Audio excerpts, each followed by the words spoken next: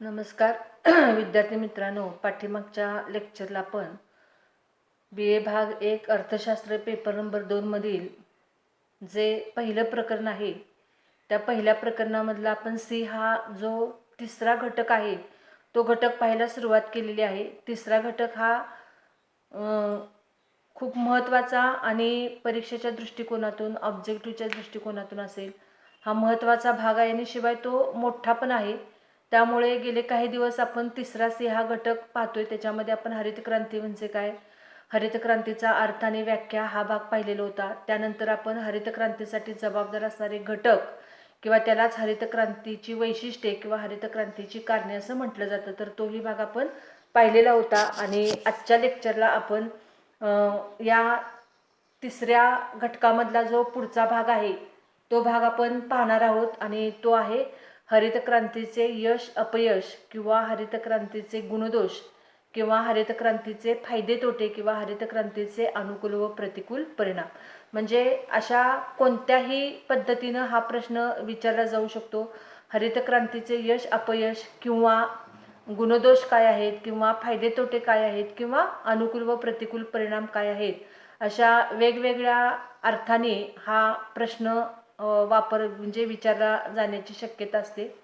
आता हा जो सी तिसरा घटक आहे त्यामधला सुरुवातीचा आपण पहिला भाग पाहणार आहोत, हरित क्रांतीचे यश गुण फायदे किंवा अनुकूल परिणाम। म्हणजे हरित क्रांतीचे यश जरी विचारलं तरी हाच भाग लिहायचा आहे। हरित क्रांतीचे गुण हेच मुद्दे आहेत, फायदे विचारले तरी हेच मुद्दे आहेत किंवा हरित क्रांतीचे अनुकूल परिणाम म्हणजे चांगले परिणाम कोणते झाले तर हेच मुद्दे आपल्याला त्या ठिकाणी विचारात घ्यावे लागतील। त्यामुळे आपण सुरुवातीला जो पाहणार आहोत तो गुण, महत्त्व, फायदे, अनुकूल परिणाम किंवा यश या चार दृष्टिकोनातून आपण हे जे मुद्दे आहेत ते मुद्दे आपण या ठिकाणी पाहणार आहोत। म्हणजे आपण पाहिलं की 1947 साली जेव्हा भारताला स्वातंत्र्य मिळालं तेव्हा भारताची जर एकंदरीत अर्थव्यवस्था पाहिली तर ती अतिशय मागासलेल्या स्वरूपामध्ये आपल्याला दिसून येते। एवढेच नव्हे तर भारतीय अर्थव्यवस्थेमध्ये कोणत्याही क्षेत्राचा फारसा विकास झालेला नव्हता। मग औद्योगिक क्षेत्र असेल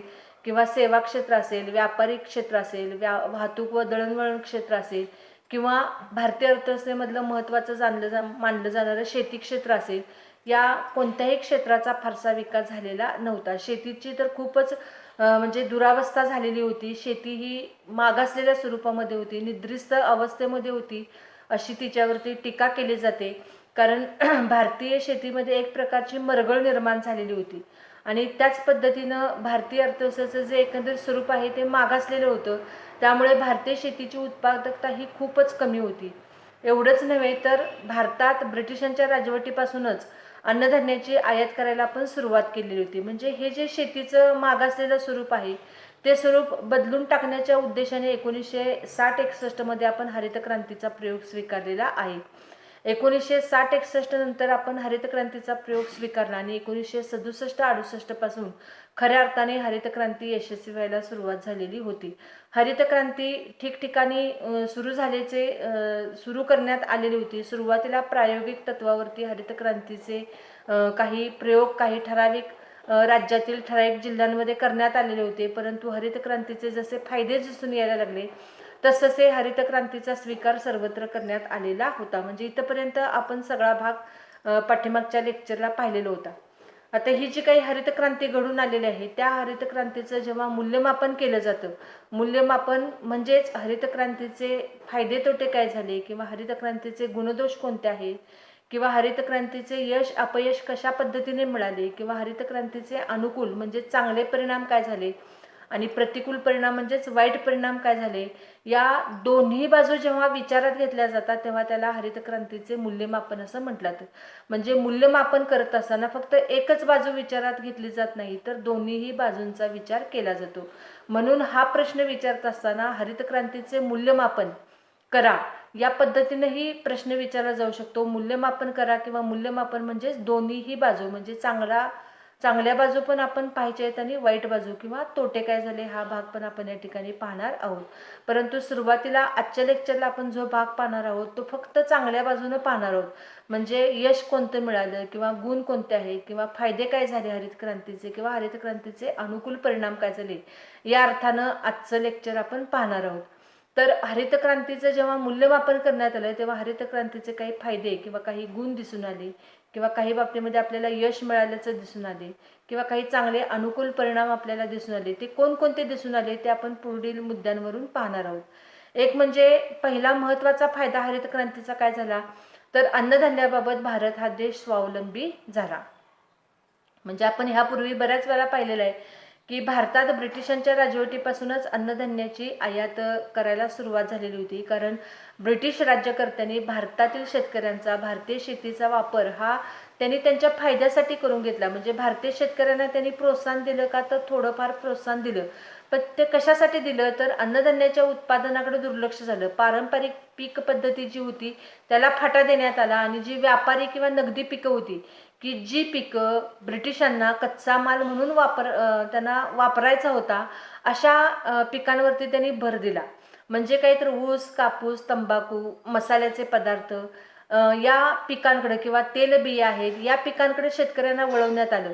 आणि त्यामुळे भारतामध्ये कापूस पिकवायला शेतकऱ्यांना प्रोत्साहन द्यायचं, भारतामध्ये स्वस्त किमतीनं कापूस खरेदी करायचा, तो कापूस इंग्लंडला पाठवायचा, इंग्लंडच्या कापड गिरणीमध्ये त्या कापसापासून कापड तयार करायचं आणि इंग्लंडच्या कापड कारखान्यामध्ये तयार झालेलं कापड पुन्हा आम्हालाच आणून विकायचं. म्हणजे पुन्हा ते कापड भारतामध्येच आणून विकायचं, परंतु ते आणून विकत असताना मात्र जास्त किमतीने विकायचं. म्हणजे स्वस्त दरानं किंवा कमी किमतीमध्ये भारतात कापूस खरेदी करायचा, त्याच कापसापासून इंग्लंडमध्ये कापड तयार करायचं आणि तयार झालेलं कापड पुन्हा भारतामध्येच आणून विकायचं.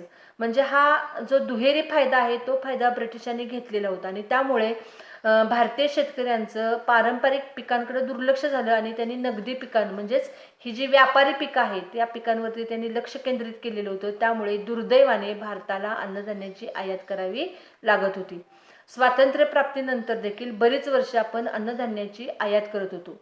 अन्नधान्याबाबत भारत आणि अमेरिका या दोन देशांमध्ये PL 480 नावाचा एक करार करण्यात आलेला होता आणि या करारानुसार अमेरिकेने भारताला जेव्हा जेव्हा लागेल आणि जेवढं जेवढं लागेल तेवढं अन्नधान्य पुरवण्याचं एक प्रकारे ठरवलेलं होतं. म्हणजे अशा पद्धतीने तो करार केलेला होता आणि त्यामुळे आपण बरेच वर्ष अमेरिकेकडून अन्नधान्याची आयात करत होतो. परंतु जेव्हा भारत आणि पाकिस्तान युद्ध सुरू झालं तेव्हा युद्धाच्या वेळेला अमेरिकेने भारताला केला जाणारा जो अन्नधान्याचा पुरवठा होता तो अचानकपणे बंद केला आणि त्यामुळे भारताची खूपच दुर्दशा झाली. सैन्याला रसद पुरवणं सुद्धा अवघड झालेलं होतं आणि मग तेव्हा भारतानं ठरवलं की भारत हा देश किंवा आपला देश हा अन्नधान्याबाबत स्वावलंबी असला पाहिजे. कारण अन्नधान्याबाबत परावलंबी असणं हे किती धोक्याचं ठरू शकतं याचा अनुभव आपल्याला भारत पाकिस्तान युद्धाच्या वेळेला आलेला होता आणि त्यामुळे भारतानं अन्नधान्याबाबत स्वावलंबी बनण्याचं एक ध्येय निश्चित केलेलं होतं.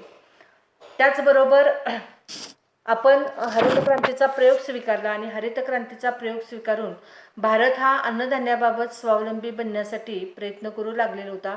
सुदैवानं हरित क्रांतीचा प्रयोग भारतामध्ये यशस्वी झाला आणि आपण म्हणजे भारतात वेगवेगळ्या पिकांचं जे उत्पादन आहे, विशेषतः जे अन्नधान्याचं उत्पादन आहे त्याच्यामध्ये ज्वारी, गहू, तांदूळ, मका, त्याचबरोबर तेलबिया, वेगवेगळ्या प्रकारची जी कडधान्य आहेत अशा पिकांचं भरघोस उत्पादन वाढत गेलं. कारण आपण हरित क्रांतीच्या प्रयोगामध्ये रासायनिक खते, संकरित बी बियाणे, कीटकनाशके, त्यानंतर बारमाही पाणी पुरवठ्याच्या सोयी, आधुनिक यंत्राचा आणि तंत्राचा वापर ह्या सगळ्या गोष्टी आपण हरित क्रांतीच्या काळामध्ये स्वीकारलेल्या होत्या.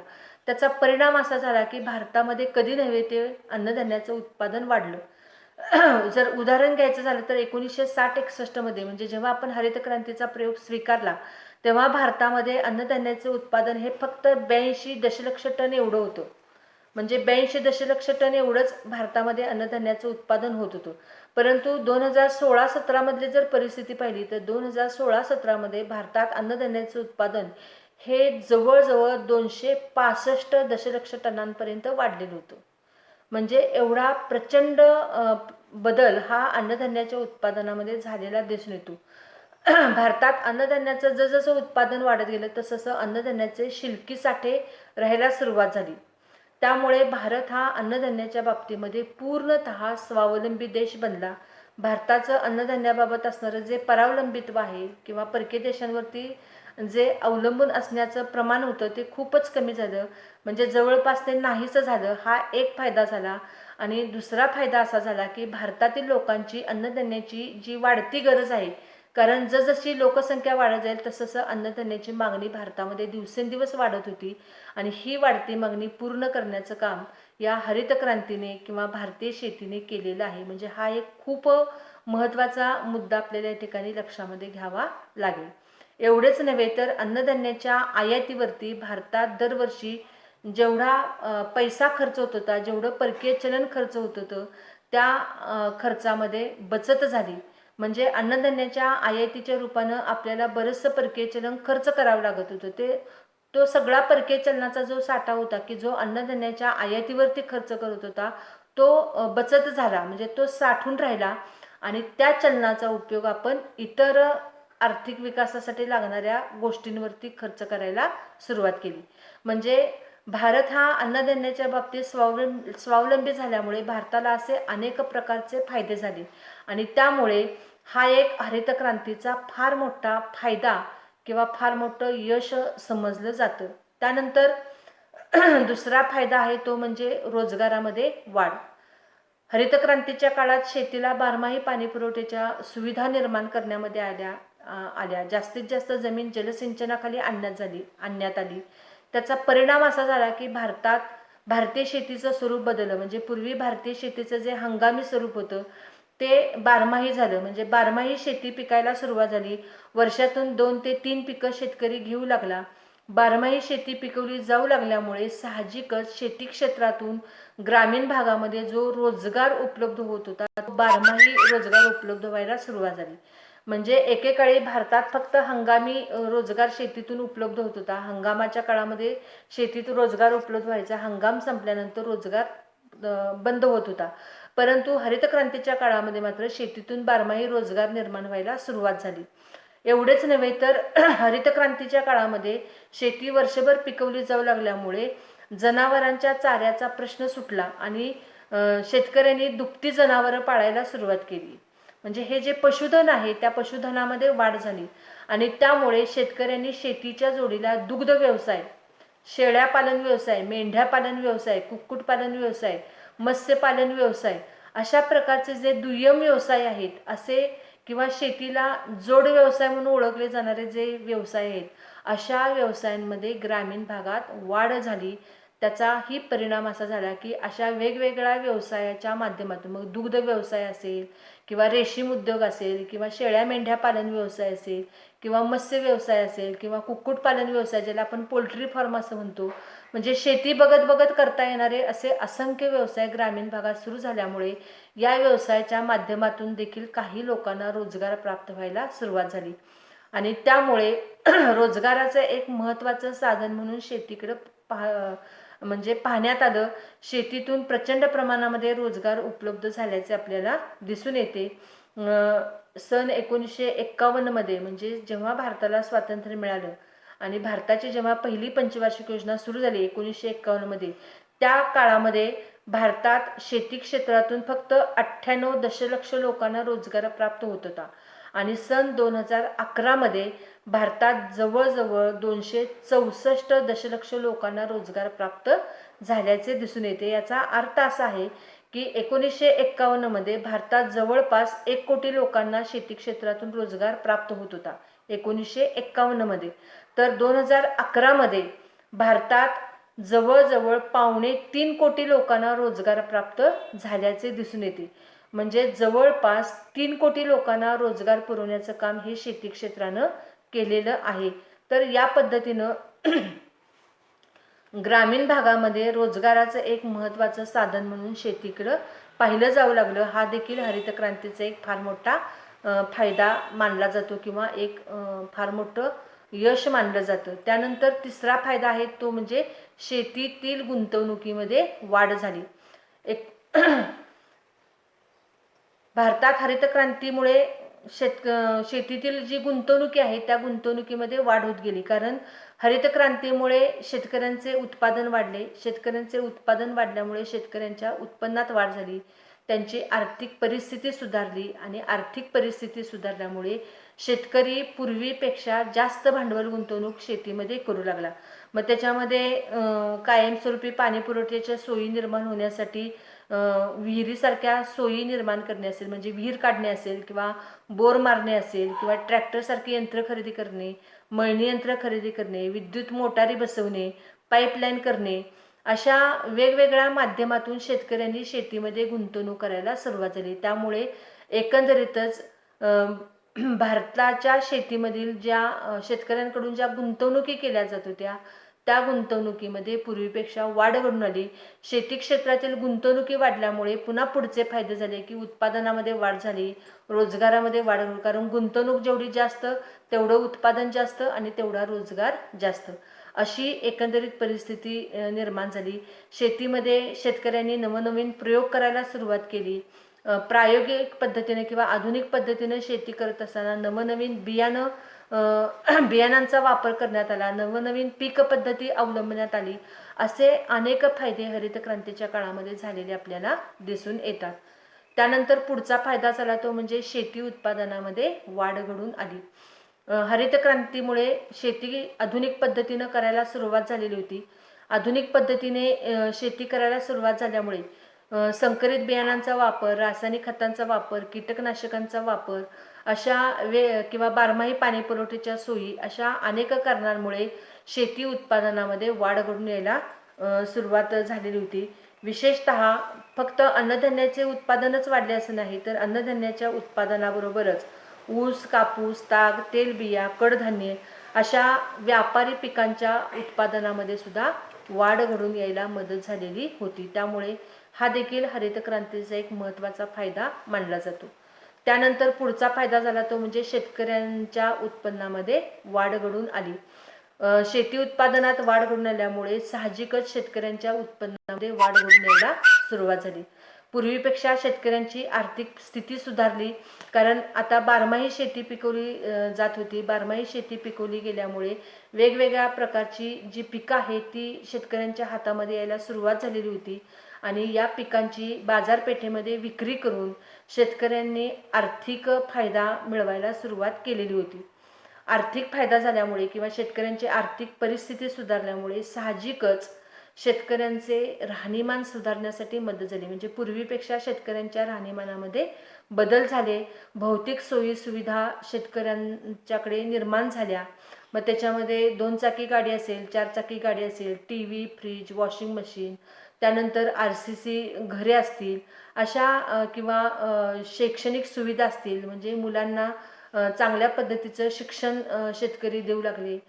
शिक्षणासाठी किंवा उच्च शिक्षणासाठी आपल्या मुलांना दूरवर्ती पाठवणं शेतकऱ्यांना शक्य झालेलं होतं. आरोग्याच्या सुविधा शेतकऱ्यांना घेणं सहजपणे शक्य झालेलं होतं. त्यामुळे एकंदरीतच शेतकऱ्यांचे आर्थिक, सामाजिक आणि राजकीय राहणीमान जे आहे ते हळूहळू बदलण्यासाठी किंवा सुधारण्यासाठी मदत झालेली होती. त्यामुळे हा देखील खूपच महत्त्वाचा फायदा मानला जातो. त्यानंतर पुढचा फायदा झाला तो म्हणजे शेतकऱ्यांचा शेतीकडे पाहण्याचा जो दृष्टिकोन होता त्या दृष्टिकोनामध्ये बदल झाला. हरित क्रांतीपूर्वी शेतकऱ्यांचा शेतीकडे पाहण्याचा जो दृष्टिकोन होता तो खूपच संकुचित स्वरूपाचा होता. म्हणजे शेती हे फक्त उदरनिर्वाहाचं साधन आहे, पोटापुरतं धान्य निघालं तरी भरपूर झालं, बाजारपेठेसाठी उत्पादन घेण्याचा प्रयत्न केला जात नव्हता किंवा व्यापारी दृष्टिकोनातून शेतीकडे पाहिलं जात नव्हतं. म्हणजे शेती हा एक किफायतशीर किंवा एक फायदेशीर व्यवसाय आहे याची जाणीव सुरुवातीला शेतकऱ्यांना नव्हती. परंतु हरित क्रांतीमुळे जसजसे शेती उत्पादन वाढत गेले, शेतकऱ्यांच्या उत्पन्नामध्ये वाढ होत गेली, शेतकऱ्यांची आर्थिक परिस्थिती सुधारली, शेतकऱ्यांचे राहणीमान सुधारले, तसतसे शेतीकडे पाहण्याचा शेतकऱ्यांचा जो दृष्टिकोन होता तो बदलला. एक विस्तृत पद्धतीनं किंवा शेती हा एक फायदेशीर व्यवसाय आहे आणि आपण जास्तीत जास्त उत्पादन घेतलं पाहिजे, बाजारपेठेसाठी उत्पादन केले पाहिजे, ही एक प्रकारची जाणीव शेतकऱ्यांच्या मनामध्ये निर्माण झालेली होती. त्यामुळे शेतकऱ्यांचा जो दृष्टिकोन होता, जो संकुचित दृष्टिकोन होता, तो दृष्टिकोन त्यांचा अतिशय व्यापक अशा पद्धतीनं तयार झालेला आहे. आणि त्यामुळे आज एक व्यापारी दृष्टिकोनातून शेतीकडे पाहण्याचा प्रयत्न हे अनेक शेतकरी करीत असलेले दिसून येते. आणि म्हणूनच नवनवीन प्रकारचे प्रयोग हे आज शेती क्षेत्रामध्ये होत असलेले आपल्याला पाहायला मिळतात. त्यानंतर पुढचा फायदा झाला तो म्हणजे शेतमालाच्या किमतीमध्ये एक प्रकारचं स्थैर्य प्राप्त झालं, एक प्रकारची स्थिरता प्राप्त झाली. हरित क्रांतीपूर्वी शेतमालाच्या ज्या किमती होत्या त्या किमतीमध्ये अस्थिरता असलेली दिसून येते. म्हणजे एक प्रकारचे जे चढ उतार आहे ते चढ उतार निर्माण होत होते. आणि त्यामुळे साधारणपणे जर परिस्थिती पाहिली तर जेव्हा जेव्हा शेतमालाचा पुरवठा वाढायचा तेव्हा शेतमालाच्या किमती घसरायच्या आणि शेतमालाचा पुरवठा कमी झाला की शेतमालाच्या किमती वाढायच्या. म्हणजे शेतमालाची आवक जावक कशी आहे किंवा शेतमालाचा मागणी पुरवठा कसा आहे त्यानुसार शेतमालाच्या किमतीमध्ये सतत एकतर घसरण व्हायची किंवा शेतमालाच्या किमती वाढायच्या. परंतु म्हणजे ही एक प्रकारची अस्थिरता जी निर्माण झालेली होती ती अस्थिरता दूर करण्याचं काम हे शेती क्षेत्राने केलेले आहे. कारण हरित क्रांतीने केलेले आहे. कारण हरित क्रांतीमुळे शेतमालाचा पुरवठा उत्पादन वाढलेले होते, शेतमालाचा पुरवठा वाढलेला होता. गरजेनुसार शेतमालाचा पुरवठा उपलब्ध झाल्यामुळे मालाच्या किमतीमध्ये पूर्वीसारखे जे चढ उतार निर्माण होत होते ते चढ उतार निर्माण होणे बंद झालेलं होतं. एक प्रकारची किंमत स्थिरता निर्माण झालेली होती आणि किमतीत स्थिरता निर्माण झाल्यामुळे शेतकऱ्यांना एक प्रकारे शेतमालाच्या किमतीची हमी किंवा शाश्वती मिळत गेली आणि ग्राहकांना देखील शेतमालाच्या किमतीची एक प्रकारे हमी मिळत गेली. म्हणजे अशा पद्धतीनं शेतकरी आणि ग्राहक या दोघांनाही किमतीतील स्थिरतेचा किंवा शेतमालाच्या किमतीतील जे स्थैर्य आहे त्या स्थैर्याचा फायदा झालेला होता. त्यानंतर पुढचा फायदा झाला तो म्हणजे शेतकऱ्यांचा आत्मविश्वास वाढला. शेतकऱ्यांचा आत्मविश्वास वाढला कारण जर आपण आधुनिक पद्धतीनं शेती केली तर शेती हा एक फायदेशीर व्यवसाय होऊ शकतो याची जाणीव शेतकऱ्यांच्या मनामध्ये निर्माण झालेली होती. त्याचबरोबर शेतीमध्ये गुंतवणुकी वाढवण्याचा शेतकऱ्यांनी प्रयत्न केलेला होता. गुंतवणुकीमध्ये जर वाढ झाली तर शेती उत्पादनामध्ये वाढ होऊ शकते आणि शेती उत्पादनामध्ये जर वाढ झाली तर निश्चितपणे आपल्या आर्थिक परिस्थितीमध्ये वाढ होऊ शकते, बदल होऊ शकतो, आपले उत्पन्न वाढू शकतो. ही एक प्रकारची जाणीव शेतकऱ्यांच्या मनामध्ये निर्माण झालेली असल्यामुळे शेतकऱ्यांना वाढला. त्यांच्या मनामध्ये ज्या आता उत्पादनाची प्रेरणा निर्माण झालेली होती आणि त्यामुळे शेतकऱ्यांनी जास्तीत जास्त आधुनिक पद्धतीनं शेती करण्यावरती भर दिलेला होता. त्यानंतर पुढचा फायदा झाला तो म्हणजे शेती विकासाला चालना. हरित क्रांतीमुळे एका अर्थाने शेतीच्या विकासाला चालना मिळाली. म्हणजे एकेकाळी शेतीचं जे मरगळलेलं स्वरूप होतं किंवा शेती निद्रिस्त म्हणजे झोपलेल्या अवस्थेमध्ये आहे असं जे म्हटलं जात होतं तर ही जी शेती क्षेत्रातली जी मरगळ आहे ती नाहीशी झालेली होती. आधुनिक पद्धतीनं शेती करत असताना रासायनिक खते, कीटकनाशके, संकरित बियाणे, त्याचबरोबर बारमाही पाणी पुरवठ्याच्या सोयी, यंत्रशक्तीचा वापर, आधुनिक यंत्राचा आणि तंत्राचा वापर या सर्व गोष्टींचा शेती क्षेत्रामध्ये स्वीकार केला गेल्यामुळे साहजिकच एका अर्थाने शेतीच्या विकासाला चालना मिळाली आणि त्यामुळे शेतीचं एकंदरीत जे स्वरूप आहे ते स्वरूप बदलण्यासाठी मदत झालेली आहे. त्यामुळे शेतीच्या विकासाला चालना मिळत गेल्यामुळे एकंदरीतच जी ग्रामीण अर्थव्यवस्था आहे त्या ग्रामीण अर्थव्यवस्थेचं जे एकंदरीत चित्र आहे किंवा जे एकंदरीत स्वरूप आहे ते आज आपल्याला बदललेले पाहायला मिळते. त्यामुळे हा देखील हरित क्रांतीचा फायदा झाल्याचे म्हटले जाते.